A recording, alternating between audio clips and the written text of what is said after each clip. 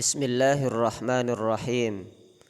Assalamualaikum warahmatullahi wabarakatuh. Alhamdulillahi rabbil alamin. Wassalatu wassalamu ala rasulillahi Muhammadin sallallahu alaihi wasallam. Bismillah, mari kita lanjutkan pembahasan kitab Tuhfatul Atfal pada bait yang ke-11 dari kitab Tuhfatul Atfal. Kalau dalam buku terjemah yang saya tulis itu pada halaman 3. Kita baca bersama-sama. Bismillahirrahmanirrahim. Illa idza kana bikalimatin fala tudghim kadunya summa sinwanin tala. Ini adalah kelanjutan dari bait yang ke-10. Lakinnaha qismani qismun yudghama fihi bi gunnatin biyanmu ulima. Sebagaimana yang kita jelaskan pada sebelumnya bahwa pada bait yang 10 itu ada dua macam idgham, yaitu idgham bi gunnah dan idgham bila gunnah. Namun idgham bi gunnah itu ada pengecualiannya, yaitu apabila bertemu dengan huruf ya, nun, mim, waw, sebelumnya ada nun sukun dan tanwin pada satu kalimat. Contohnya pada kalimat dunya, nun sukun bertemu iya, maka tidak kita baca duya tapi kita baca dunya, jelas. Itu disebut dengan idhar mutlaq. Kaum muslimin dan muslimat yang dirahmati Allah Subhanahu wa taala, insyaallah ini jelas. Kita lanjutkan pada bait yang ke-12. Wassani idghamun bi ghairi gunnah fil lami warra summa karrirannah. Yang kedua, jenis yang kedua dari idgham itu adalah idgham bila gunnah atau bi ghairi gunnah. Untuk apa saja itu? Yaitu untuk huruf lam dan ra. Jadi kalau ada nun sukun dan tanwin bertemu huruf lam dan ra, kita baca takrir. Jadi kalau dibaca takrir itu artinya langsung, misalkan malla. Nah, itu cara kita membaca apabila ada nun sukun bertemu dengan huruf lam. Jadi kalau secara bahasa karrironnah itu getarkanlah. Maka idgham yang kedua sudah maklum, yaitu idgham bi gunnah, bi ghairi gunnah. Bagaimana cara membacanya? Yaitu melebur ke huruf tanpa dengung. Jadi melebur. Jadi dimaksud karrironnah ini artinya melebur ke huruf tanpa mendengung. Nah, oleh karena itu maka dengan mentakrir huruf ra menunjukkan tanpa adanya gunnah ketika kita membacanya. Contoh, misalkan malla. Tentu Ibnu Al-Jazari dalam muqaddimahnya pernah berkata, wa akhfi takriran idza tushaddad, ya, sembunyikanlah sifat takrirnya pada huruf ra ketika ia ditasydidkan. Ini contoh dari ra, misalkan mir rabbikum. Tentu cara membaca idgham bila gunnah langsung membaca huruf kedua dan menjadikannya bertasydid. Jangan lupa dibuat tasydid, misalkan mir rabbikum, tanpa harus menganggap keberadaan huruf nun sukun atau tanwin. Maka tanda dalam mushaf itu adanya tasydid biasanya di atas huruf ra maupun huruf lam. Kaum muslimin dan muslimat yang dimuliakan Allah Subhanahu wa taala, biasanya kesalahan dalam idgham bi ghairi gunnah itu adalah yang pertama, kaum muslimin dan muslimat banyak yang mengalirkan suara ke rongga mulut. Nah, jadi tidak boleh kita mengalirkan suara ke rongga hidung maksudnya. Jadi harus langsung melebur. Ghafurur Rahim, nah, contohnya. Kemudian kesalahan yang kedua, menahan suara terlalu panjang. Misalkan Ghafurur, nah, itu tidak boleh. Ghafurur Rahim, jadi langsung jangan dipanjangkan. Lalu kesalahan yang terakhir yang biasa kita dengar yaitu adanya pemanjangan suara huruf yang berada sebelum nun sukun. Contoh ghafurur, nah, tidak boleh rur tapi rur. Ghafurur Rahim. Nah, ini maklum untuk bait yang ke-12. Selanjutnya untuk bait yang ke-13, Syekh Sulaiman Al-Jamzuri dalam kitab Tuhfatul Atfal, beliau mengatakan, wassalisul iqlabu 'indal ba miman bi ghunnatin ma'al ikhfa. Yang ketiga yaitu iqlab pada huruf ba, maka dibaca mim dengan gunnah serta disamarkan. Maka kita pahami bahwa huruf iqlab itu hanya huruf ba. Nah, iqlab secara bahasa itu artinya mengubah sesuatu dari letaknya yang asli. Jadi letaknya yang asli itu diubah menjadi suatu qalbun, suatu iqlab. Maka kalau secara bahasa yaitu ba menjadi mim yang tersembunyi yang digunnahkan dengan pengucapan berapa panjangnya? Dua harokat. Contohnya mim ba'di, nah, jadi ditahan 2 harokat. Mim ba'di, nah, tidak boleh terlalu lama. Mim, nah, tidak boleh seperti itu. Jadi cukup mim ba'di. Nah, tentu para ulama tajwid berbeda pendapat secara rinci tentang pengucapan iqlab.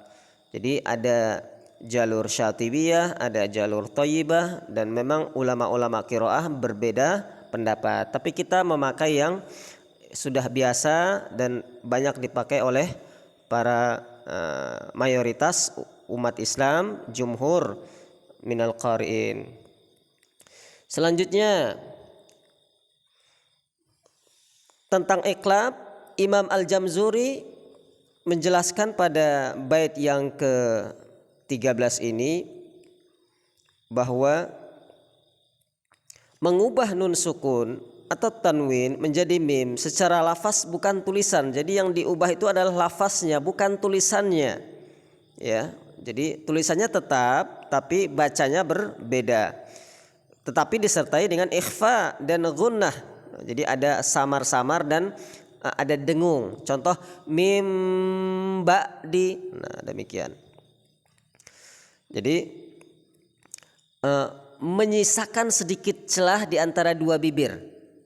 Mim ba'di. Dan juga cara yang kedua merapatkan kedua bibir secara lunak. Nah, tentu ini ada 2 pendapat. Kalau pendapat pertama menyisakan sedikit celah. Kalau pendapat yang kedua merapatkan. Jadi tidak ada celah. Tentu silahkan dipilih mana, mau yang dirapatkan atau yang menyisakan sedikit. Tapi yang mayoritas itu memakai yang merapatkan. Mim ba'di, jadi tanpa ada tanpa ada terlihat sedikit pun celah di antara dua bibir. Mim ba'di, sama-sama dicoba. Mim ba'di. Jadi mim. Jadi mim, jadi dirapatkan bibirnya. Nah, ini pendapat yang lebih mayoritas. Tentu cara membaca iqlab ini sama dengan membaca ikhfa syafawi. Jadi kalau ikhfa syafawi ini cara bacanya sama, karena memang pada akhirnya yaitu bertemu huruf ba dan mim sebagai hasil perubahan dari huruf nun. Ada dua riwayat yang sampai kepada saya berkaitan dengan ini. Riwayat yang pertama yaitu menyisakan sedikit celah di antara dua bibir, dan riwayat yang kedua yaitu merapatkan kedua bibir, dan ini pendapat yang lebih masyhur, lebih mayoritas. Kaum muslimin dan muslimat yang dimuliakan Allah Subhanahu wa taala, ada beberapa kesalahan yang perlu kita perhatikan dalam membaca iqlab ini. Yang pertama, tergesa-gesa, tidak boleh kita tergesa-gesa. Mim ba'di tidak boleh. Jadi harus ditahan dua harokat. Mim ba'di. Jadi gunnahnya harus sempurna. Jangan sampai tidak ada gunnah. Mim ba'di tidak boleh. Mim ba'di ma. Kemudian kesalahan yang selanjutnya dalam membaca iqlab yaitu merapatkan bibir terlalu rapat sehingga ini berlebihan, tidak boleh, dan terlalu ada celah juga tidak boleh. Jadi harus disesuaikan dengan riwayat yang sampai dari ulama qiraah. Dan juga tidak boleh kita membaca dengan memanjangkan huruf yang berada sebelum gunnah. Contoh mim, tidak boleh mim langsung.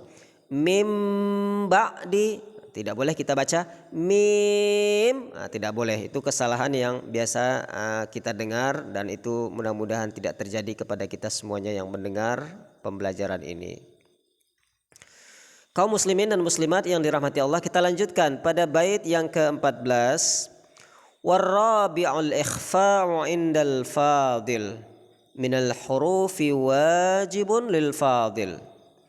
Yang keempat yaitu ikhfa, yaitu huruf-huruf selain yang sudah kita sebutkan tadi, yang menurut ulama qiraah itu ada semua huruf selain daripada idhar, idgham, dan juga iqlab, baik idgham bi gunnah maupun bila gunnah. Jadi secara bahasa ikhfa itu artinya al-asar, yaitu menyembunyikan, menutupi, menghalangi.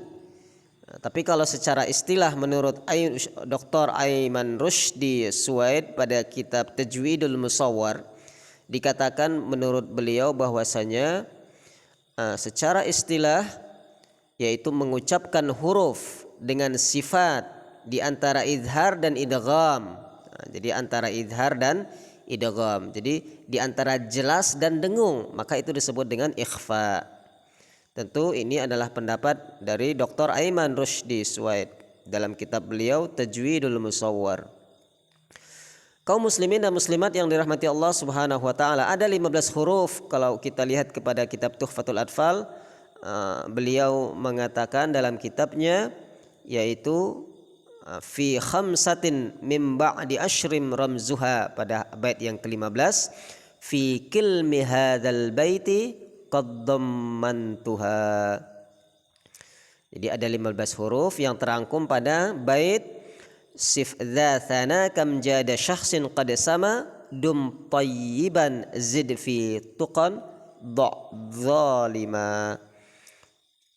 Jadi itu secara arti memang teruskanlah kebaikan, bersifatlah memiliki kemuliaan. Tapi kita lihat huruf-hurufnya, yaitu ada huruf shad, huruf dha, tha, kaf, jim, shin, qaf, sin, dal, ta, za, fa, ta, dhad, dha. Jadi ini adalah 15 huruf. Jadi itu diambil dari bait yang ke-16, yaitu sif dza sana kam jada syakhsun qad sama. Jadi kalau dibaca terjemahnya, bersifatlah dengan sifat orang-orang yang mulia. Berapa banyak orang yang mulia menjadi mulia karenanya. Tetaplah konsisten dalam kebaikan. Nah, kita yang berada dalam pembelajaran tajwid ini konsisten terus, insya Allah akan meningkatkan ketakwaan. Tingkatkanlah ketakwaan dan tinggalkanlah kezaliman. Nah, penulisan ikhfa dalam mushaf internasional itu sama dengan idgham naqis, yaitu tanpa meletakkan sukun. Nah, jadi tidak ada sukun di atas huruf-huruf tersebut. Hal ini karena miripnya membaca ikhfa dengan idgham naqis, yaitu mengucapkan dua huruf secara bersamaan. Jadi ikhfa ini ada terbagi menjadi 3 macam. Ikhfa aqrab, yaitu yang paling dekat, ikhfa ab'ad yang paling jauh, dan ikhfa ausat yaitu yang pertengahan. Kalau yang paling dekat itu ada huruf ta, dal, ta. Nah, itu yang dekat. Min, tin itu dekat. Jadi samarnya itu dekat. Kalau yang lebih jauh, paling jauh itu pada huruf qaf dan kaf. Min qablikum, nun sukun bertemu qaf. Min qablikum, milka. Nah, itu paling jauh. Kalau yang dekat itu huruf ta, minta, anta, n dan z, n dan t, anta. Kemudian yang pertengahan tentu selain huruf-huruf tadi, yaitu selain huruf ta, selain huruf dal, selain huruf ta, qaf dan kaf. Nah, perbedaan ini tentu yang mengakibatkan terjadinya dari cara kita menyamarkannya. Dari sisi apa saja? Ala darajatil ikhfa, adna darajatil ikhfa, al martabatul wusta. Tentu kalau kita kaji secara rinci, ikhfa itu masih dibagi lagi menjadi 3 bagian. Maka kita simpulkan bahwa membaca ikhfa yang tepat adalah dengan mempersiapkan mulut pada makhraj berikutnya, kecuali yang akrab. Contoh misalkan min qablikum, itu kita siapkan langsung. Jadi mengeluarkannya, suara kita dikeluarkan dari khayshum, dari rongga hidung. Kemudian bersamaan dengan itu, suara yang masih dialirkan melalui rongga mulut karena tidak kuatnya makhraj yang mengakibatkan adanya sedikit rongga terbuka, maka mengucapkannya itu yang ikhfa akrab itu lidah lebih sedikit dijauhkan dari makhrajnya. Nah, ini yang ikhfa akrab. Yang akrab itu yang paling dekat, huruf ta, dal, ta. Nah, itu juga kesamaran suaranya itu harus tinggi. Begitupun dengan ikhfa ab'ad, huruf kaf dan qaf. Aliran suaranya itu mengalir melalui rongga mulut. Nah, itu dalam bahasa Arab disebut dengan jauf, sehingga terhalang oleh pangkal lidah. Nah, ini hampir mirip dengan idhar. Jadi kesamaran suaranya sangat rendah. Min qablikum. Nah, jadi itu cara membaca nun sukun bertemu qaf. Tentu sebagian ulama yang meriwayatkan ikhfa dengan menyamarkannya tanpa ada a'la, adna, wusta, juga tanpa ikhfa tafkhim ataupun tarqiq. Nah, kaum muslimin dan muslimat yang dirahmati Allah Subhanahu wa taala, terakhir yang perlu kita perhatikan yaitu tentang tafkhim dan tarqiq pada gunnah, yaitu ikhfa itu suara tafkhim dan tarqiq selalu mengikuti huruf setelahnya.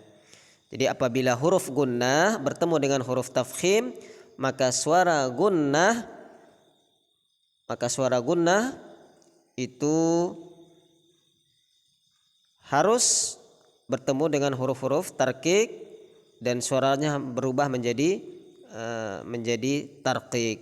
Ini yang disebut oleh Syekh Utsman bin Sulaiman Murad dalam uh, As-Salsabilus Syafi'i.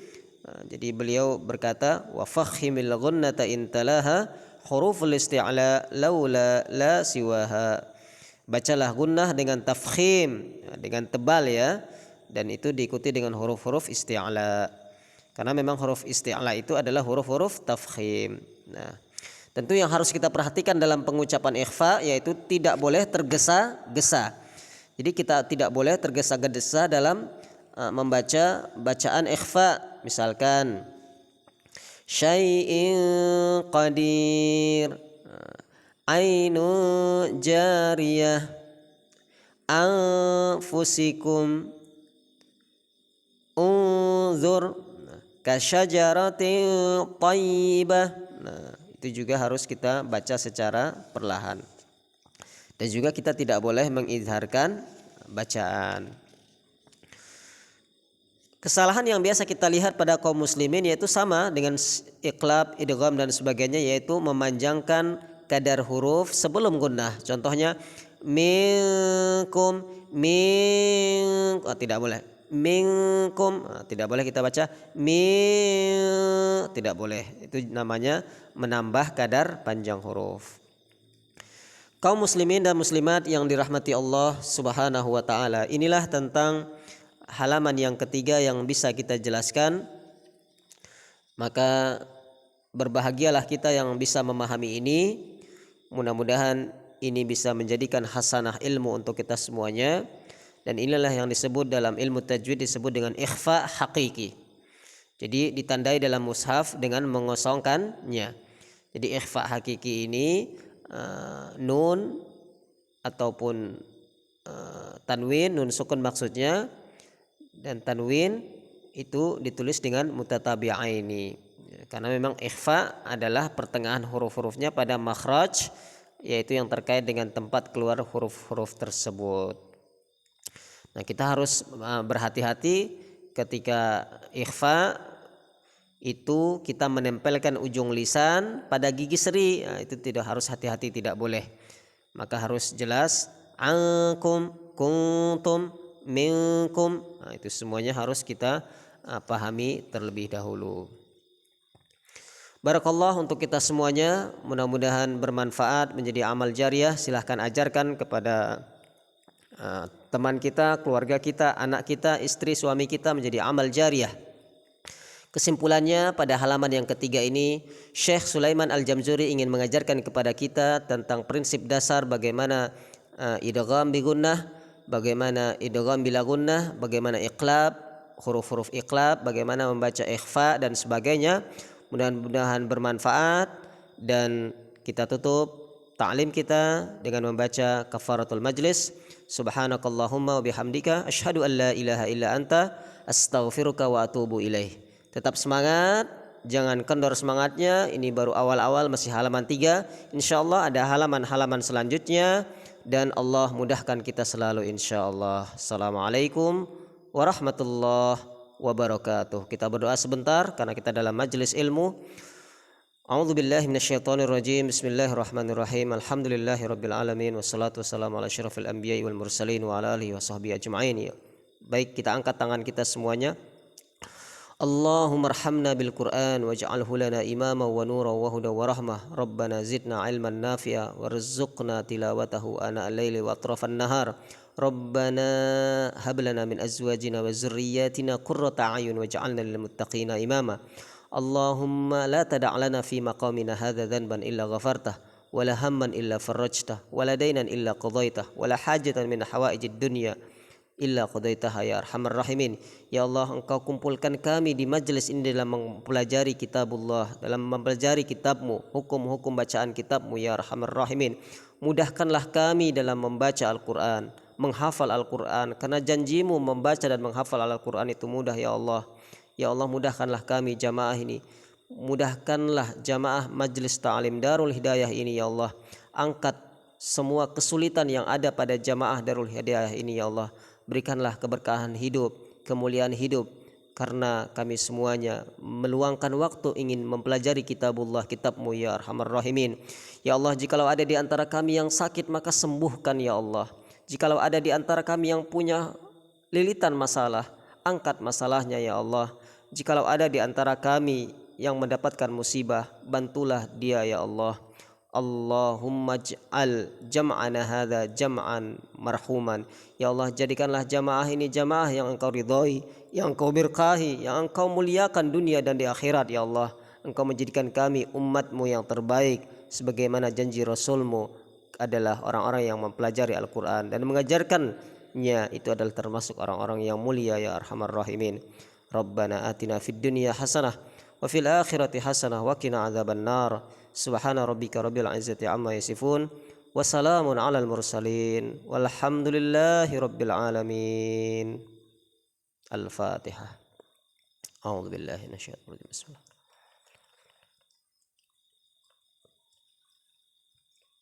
Ghairil maghdubi alaihim waladdallin. Terima kasih semuanya. Assalamualaikum warahmatullahi wabarakatuh.